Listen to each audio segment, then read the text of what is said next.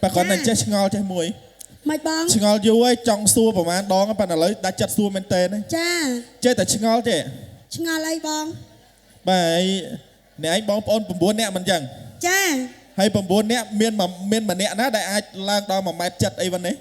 ôi ngọt ai sọc chặt xua chăng xua men tên đó nè thơm mơ tầm đá score cái nia bọt đại bán chuột chùm ỏng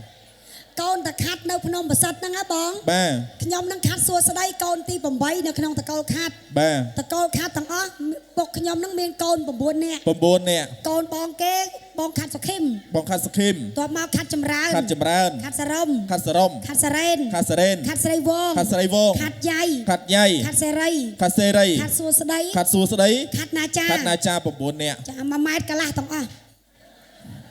ហ្មងទាំងអស់ចុះពុកខ្ញុំ1ម៉ែត្រ50ដែរតែខ្ញុំឆ្ងល់ថាយ៉ាងម៉េចបានជាគាត់កូនច្រើនមែនព្រមយក10ហ្មងទៅទៅប្រកបមើលអាចដំណើររឿងនឹងតិចមើលធ្លាប់ប្រាប់ខ្ញុំម្ដងដែរតែខ្ញុំវាចង់ភ្លេចណាចាទេបងប្អូនហើយជំរាបប្រាប់បងប្អូនអ្នកខាងលងវែងតិចចាស់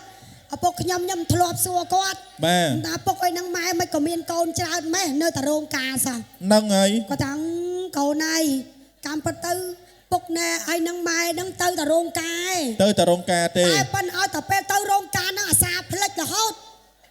ទៅរោងការហ្នឹងអាសាផ្លិចសាផ្លិចហើយពាក់ព័ន្ធអីនឹងកូនច្រើនណាឧទាហរណ៍ថាពុកទៅលេងមករោងអញ្ចឹងឧទាហរណ៍មករោងនឹងលងវែងអញ្ចឹងហ្នឹងហើយយើងមិនចំណាយពេលជិះមកឆ្ងាយដល់ពេលសពមកចង់រៀបចំខេមមកមើលការងារក៏ត្រូវកូនរៀបចំទៅរោងប្រែនមកចេញមកបងអើយផ្លិចអីផ្លិចត្រចាលេងភ្លេងខ្មែរយើងហ្នឹងចាត្រមេចង្វាក់ភ្លេចស្គរត្រចាប់បាត់អីទៅផ្លិចត្រអូហើយដល់មិនអញ្ចឹងបកទៅយកត្រវិញឲ្យម៉ែនៅផ្ទះចាភ្លេចត្របត់បកទៅផ្ទះវិញយកត្រទៅយកត្រហើយម៉ែនៅផ្ទះហើយមិនម៉ែទៅផ្ទះទៅដល់ពេលឲ្យគាត់បកទៅយកត្របាទហើយទៅឆ្លៀតកោតត្រនៅផ្ទះនោះ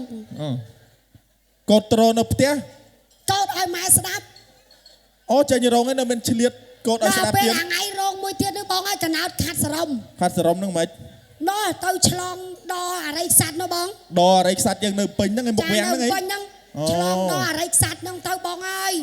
ខេមករៀបចំមើលបងអូនទៅហើយបាទរៀបចំចឡើងបងឲ្យផ្លិចឈប់ឈើងទៀតវងបកទៅផ្ទះទៀត